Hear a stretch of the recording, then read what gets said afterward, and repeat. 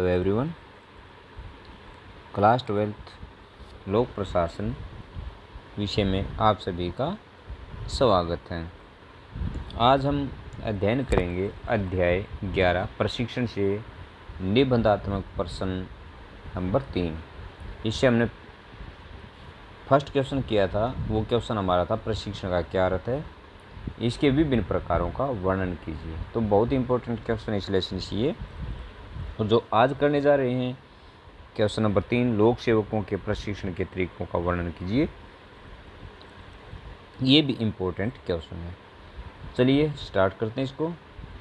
तो सबसे पहला इसका जो प्रशिक्षण का जो तरीका है वो तरीका है अनुभव द्वारा प्रशिक्षण। यानी जब कोई व्यक्ति या कर्मचारी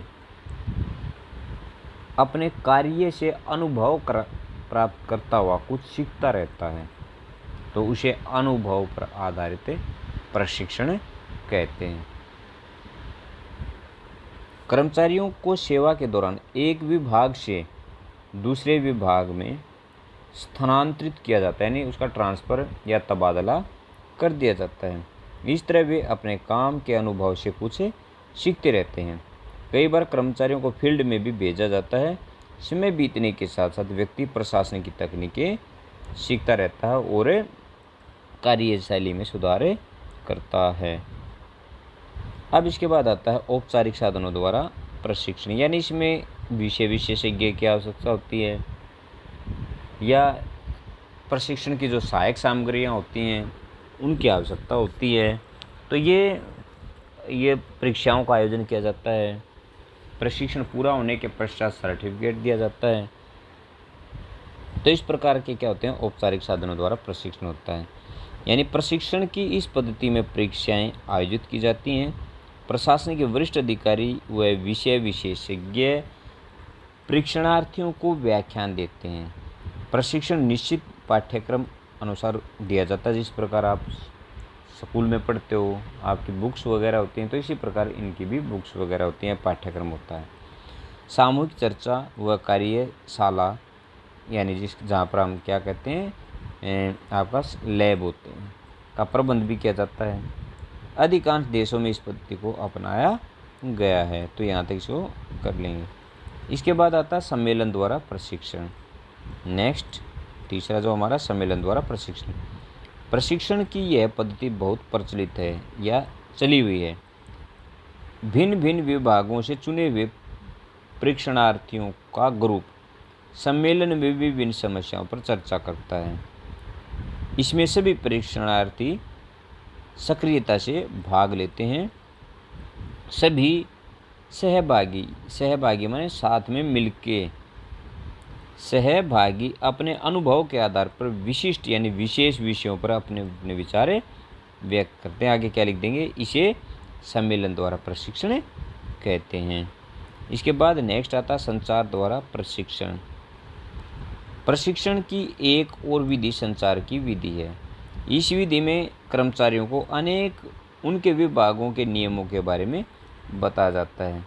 विभाग का अध्यक्ष कर्मचारियों को उनके कर्तव्यों, उत्तरदायित्वों या कार्यों व अधिकारों के बारे में सूचना भेजता है। तो इसे क्या कहते हैं, संचार द्वारा प्रशिक्षण कहते हैं। इसके बाद आता है कार्य पर निर्देश अथवा पर्यवेक्षक द्वारा प्रशिक्षण। यानी जब क्या होता है, जब कोई व्यक्ति या कर्मचारी कार्य कर रहा है तो कार्य करते समय उसी समय कौन होता है, पर्यवेक्षक होता है। तो वो क्या करता है, उसके काम में उसको समय समय पर निर्देश देता रहता है। तो वो क्या कहलाता है, कार्य पर निर्देश या पर्यवेक्षक द्वारा प्रशिक्षण कहलाता है। इसके अंतर्गत एवं पर्यवेक्षक के अंतर्गत कर्मचारी को तुरंत काम पर लगा दिया जाता है। पर्यवेक्षक ऐसे कर्मचारियों को काम सिखाते हैं एवं कार्यालय संबंधी समस्त जानकारी एवं निर्देश देने का कार्य भी करते हैं। जब कर्मचारी अपने कार्य में निपुण हो जाता है तो उन्हें स्वयं कार्य सौंप दिया जाता है। अब आता है पत्राचार पाठ्यक्रम। देखिए आज का जो शेड्यूल है बहुत बिजी शेड्यूल है। कर्मचारियों के पास कार्यभार भी अधिक है। तो यदि वो अपने कार्य को छोड़कर प्रशिक्षण पर जाते हैं तो आम जो लोग हैं काफ़ी परेशान होते हैं। और दूसरा कर्मचारी उनके कार्यों को भी नहीं करता। इसलिए इस प्रकार के हालातों को देखकर पत्राचार द्वारा पाठ्यक्रम की व्यवस्था की गई है।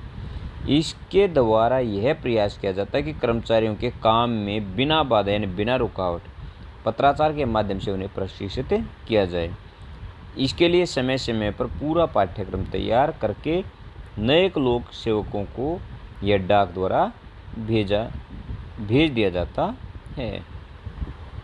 इसके बाद आता है श्रव्य दृश्य साधनों के प्रयोग, यानी श्रव्य होता है जो सुनाई देते हैं और दृश्य जो देखे जाते हैं, जिसके अंदर टेलीविज़न, रेडियो, कंप्यूटर, ये क्या है श्रव्य दृश्य साधन हैं जिनके द्वारा कर्मचारियों को प्रशिक्षण दिया जाता है।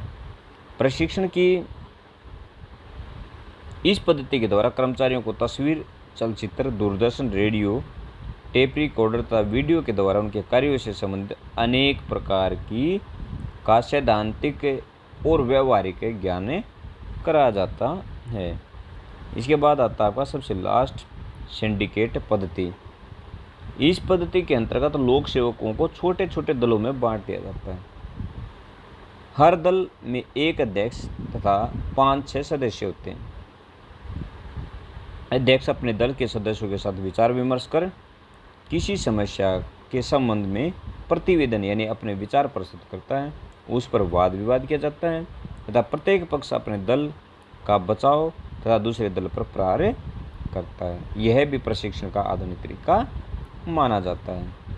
तो ये आपका जो क्वेश्चन था, लोक सेवकों के प्रशिक्षण के तरीकों का वर्णन कीजिए। तो कल इसी लेसन से जो आपका क्वेश्चन होगा, प्रशिक्षण की मुख्य समस्याओं का वर्णन कीजिए। जो क्वेश्चन नंबर 4 है और क्वेश्चन नंबर 2 है वो दोनों एक दूसरे के ऊपर डिपेंड करते हैं, तो इसलिए इस क्वेश्चन को हम दूसरे के साथ लेके चलेंगे। तब तक के लिए धन्यवाद। आपका दिन मंगलमय हो।